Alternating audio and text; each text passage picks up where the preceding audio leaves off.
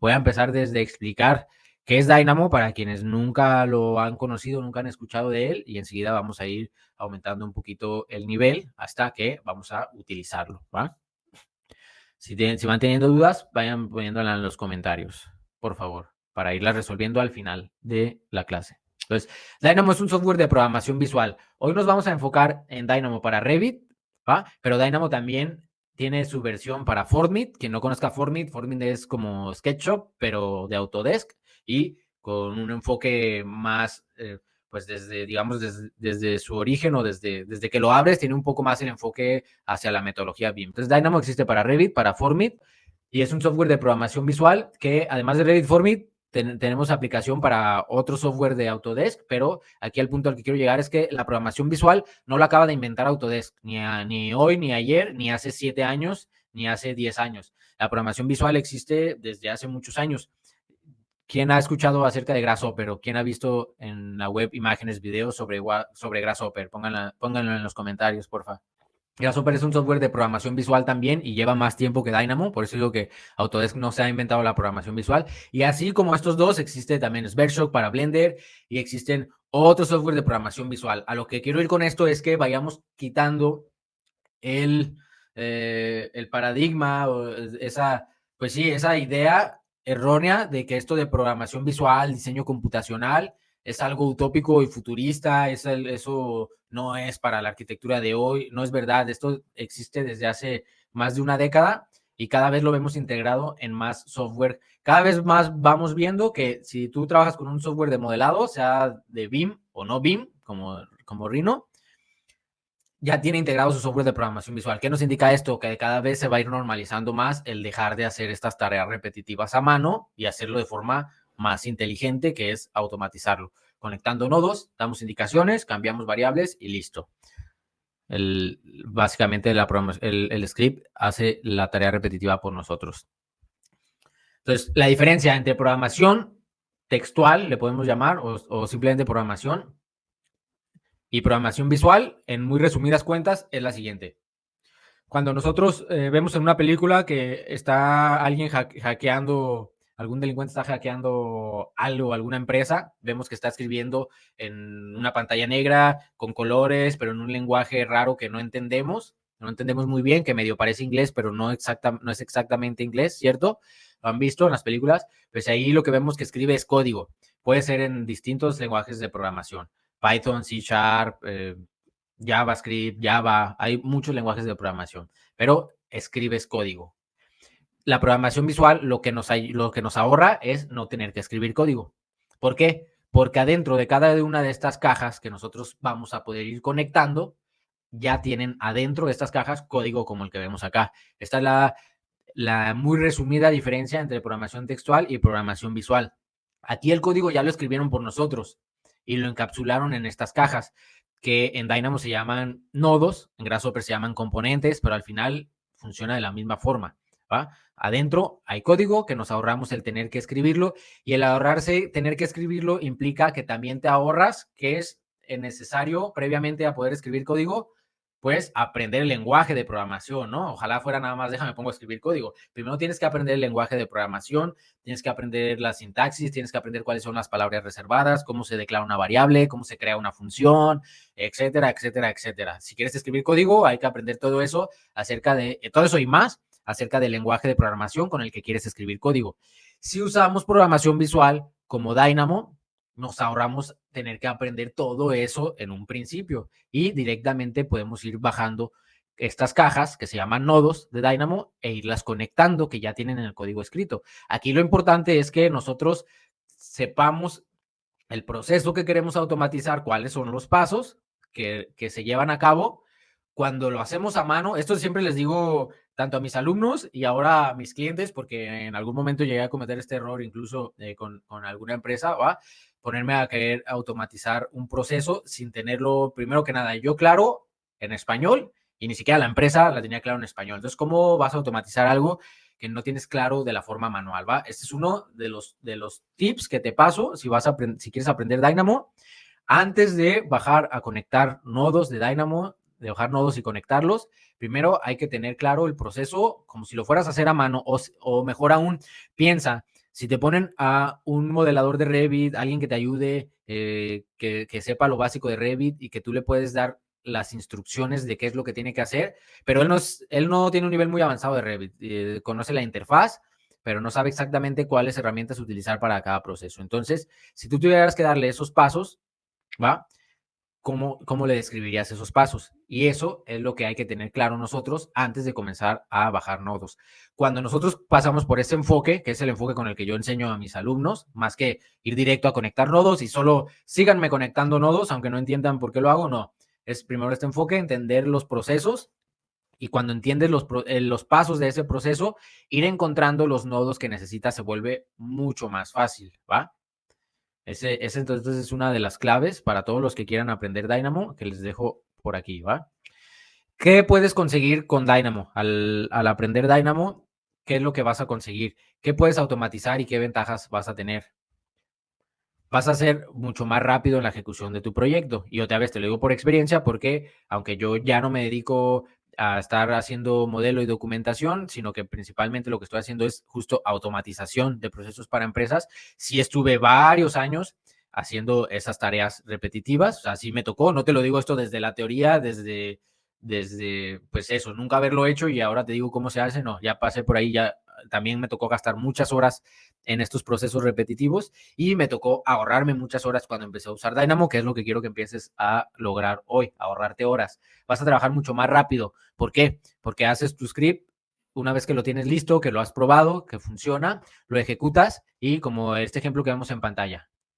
Este es uno de los ejercicios que hacemos paso a paso en el curso, pero así como este ejemplo hay muchísimos, ¿va? Que puedes tú lograr sobre automatizar procesos de documentación. En este caso, una vez teniendo listo el script, le dices, bueno, de todas las habitaciones que tenemos en el modelo o las que tenemos en la vista activa, en este caso son las de la vista activa, quiero que me hagas una ampliación por cada habitación. Ejecutas el script, listo, hace una llamada a ampliación, call out por cada habitación, usa la geometría de la habitación para recortar cada una de esas ampliaciones y también usa información no geométrica, que es los nombres de las habitaciones para nombrar esos callouts, porque hay que crearlos y hay que recortarlos, pero también hay que nombrarlos, ¿cierto? ¿A quién le ha tocado que luego les toca recibir un modelo con documentación que no han hecho, plantas, o sea, vistas, planos que no han hecho ustedes, que han hecho alguien más y que los nombres son callout copy 1, sección copy 1, sección copy 2, sección copy 3, sección copy 4, ¿no? Callout copy 5. A mí me ha tocado varias veces recibir de eso y odio recibir eso. ¿A quién le gusta recibir eso?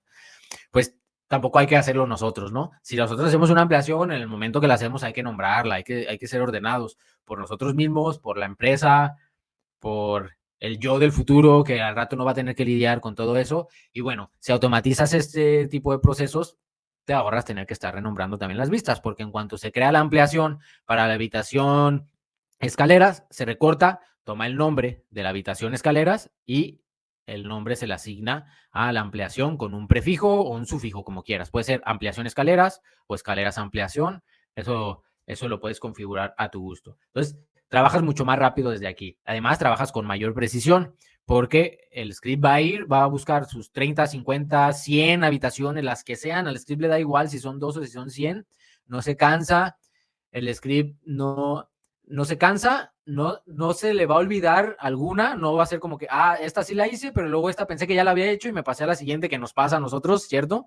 Es normal, nos pasa, error humano, pero al script no le pasa eso, ¿va? Entonces, el script va a ejecutarlo con mayor precisión, sin errores de omisión, sin error de dedo. A esta le puse escaleras, pero a la otra le puse escalera. A esta le puse ampliación.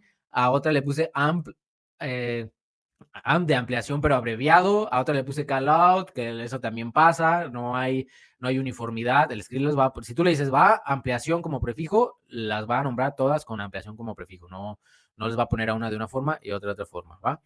Y quienes tengan colaboradores que a su cargo, pues bueno, el script también si hace 10 en una hora o si hace 100 en 2 minutos, pues no va a cobrar más, ¿no? O sea, se ejecuta y listo, ¿va? Luego, por eso es importante, lo que sí es importante es tener gente capacitada para realizar estos procesos, que a lo mejor, pues sí, va a costar un poco más gente capacitada, pero que imagínate, te hace el trabajo de 2 o 3 personas.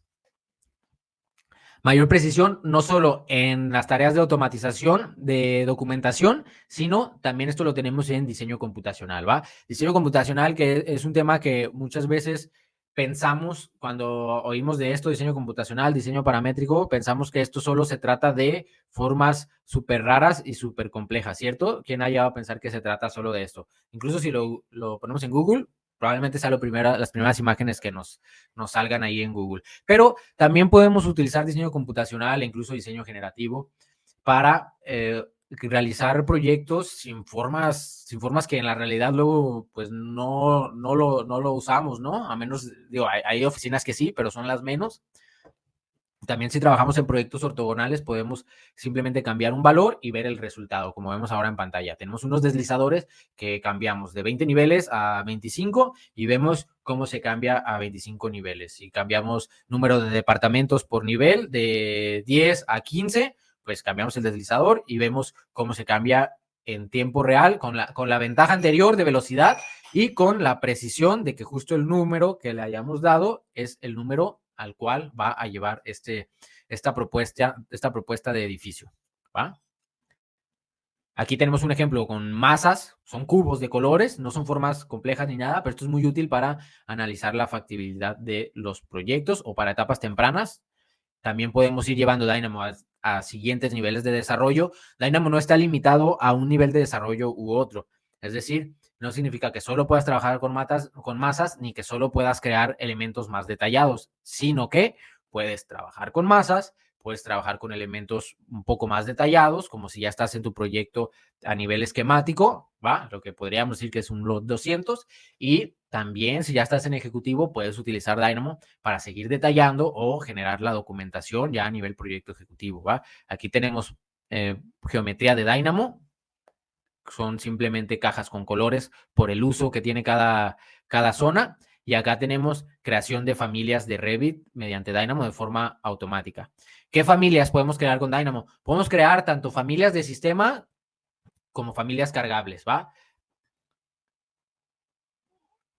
Las familias de sistema son esas que no podemos guardar como punto RFA.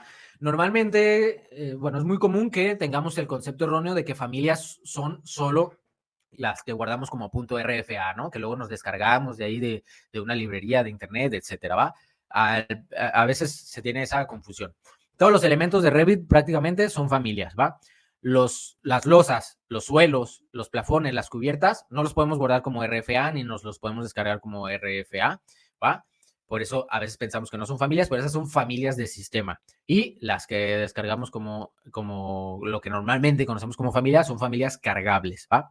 Entonces, en Dynamo puedes crear tanto familias de sistema, losas, cubiertas, plafones, etcétera, y familias cargables. Puedes colocar mobiliario, puedes colocar luminarias, puedes colocar cualquier tipo de componentes, vegetación, por ejemplo. Entonces, no está limitado ni a un nivel de desarrollo ni a un tipo de familias. Prácticamente para cualquier tipo de modelado que quieras hacer, puedes utilizarlo. Obviamente hay niveles de complejidad, ¿va? Hay niveles de complejidad en los scripts que puedes ir haciendo, pero el punto es ir poco a poco, paso a paso, desde las bases, para que no sea entrar, ver una maraña de nodos y esto no es para mí, ¿no? Sino que ir poco a poco y poniéndolo fácil entre comillas, ¿no? Si fuera fácil todo el mundo lo haría, pero no tan complicado, sin tantos tecnicismos. Y te va a dar mayor control. También otro de los procesos que podemos automatizar es enviar y recibir información, ya sea a Excel o a Google Sheets, ¿va? Esto nos ayuda otra vez desde la ventaja número 1 a trabajar de forma más rápida. Se suma la ventaja número 2 de mayor precisión, ¿va? Porque no tenemos pues no tenemos ese posible error de dedo o que omitimos alguna y otra no la omitimos. Y nos va a dar más control, te va a dar más control porque aseguras que la información que estás enviando, como la estás enviando directamente de tu archivo de Revit, tu proyecto de Revit que tienes, que estás trabajando con él y que quizás hace una hora agregaste 3 muros, pero lo tienes abierto, ya guardaste cambios, lo envías a Excel o a Google Sheets, tienes la certeza de que lo que estás enviando es lo que estás viendo ahora mismo en Revit, ¿va? Que por el caso contrario, cuando trabajamos con procesos manuales, aunque sean Revit, con mayor razón en AutoCAD y esas herramientas, ¿va? Pero aún en Revit, con procesos manuales, pues, ¿qué pasa a veces? Mandamos información de Revit a Excel, descargamos de una tabla como CSV, luego en Excel copiamos de esa tabla, de ese CSV, pegamos en Excel o importamos en Excel, pero ¿qué puede pasar? Que a lo mejor la descarga, el CSV descargado del que estamos metiendo la información a Excel, quizás no era el más reciente, quizás olvidamos descargarlo hoy justo después de esos cambios que hicimos, o sí lo descargamos, pero nos equivocamos y tomamos la copia anterior.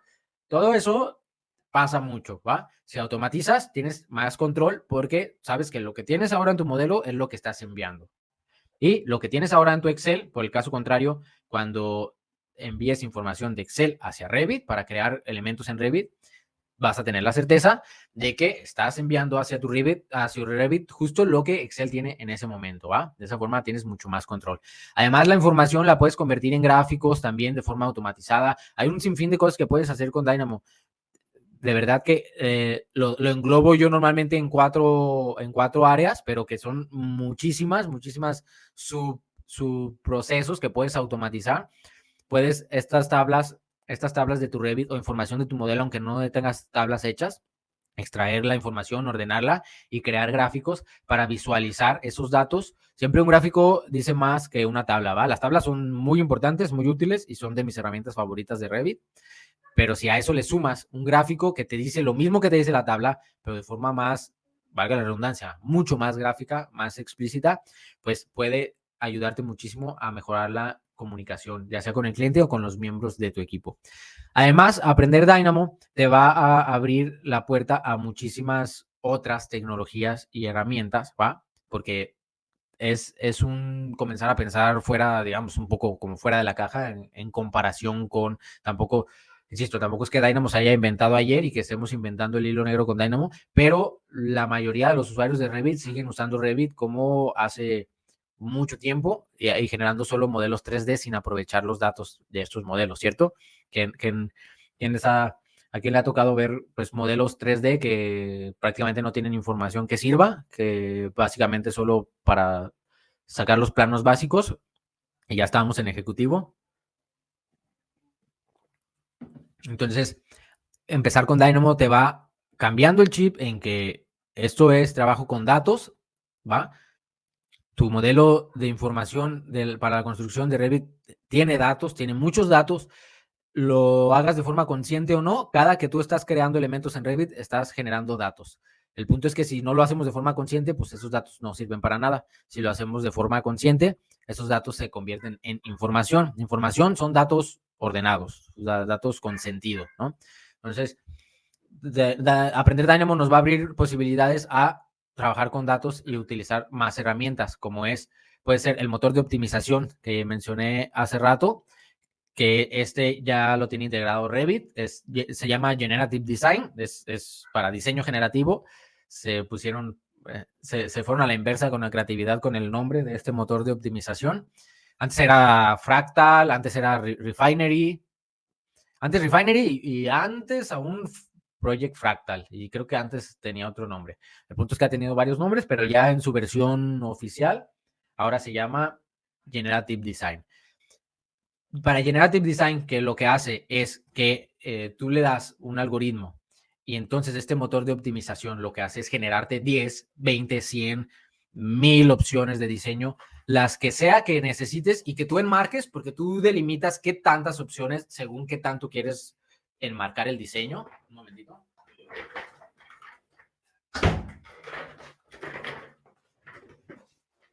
Tú delimitas y con esta delimitación que tú haces como diseñador, por eso la herramienta nunca va, o bueno, al menos a lo que tenemos ahora, la herramienta no va a diseñar por sí sola, va a generar cientos de opciones dentro de lo que el delimitador enmarque, ¿va? Que puede ser, pues tenemos un máximo de números de niveles por norma, entonces delimitamos.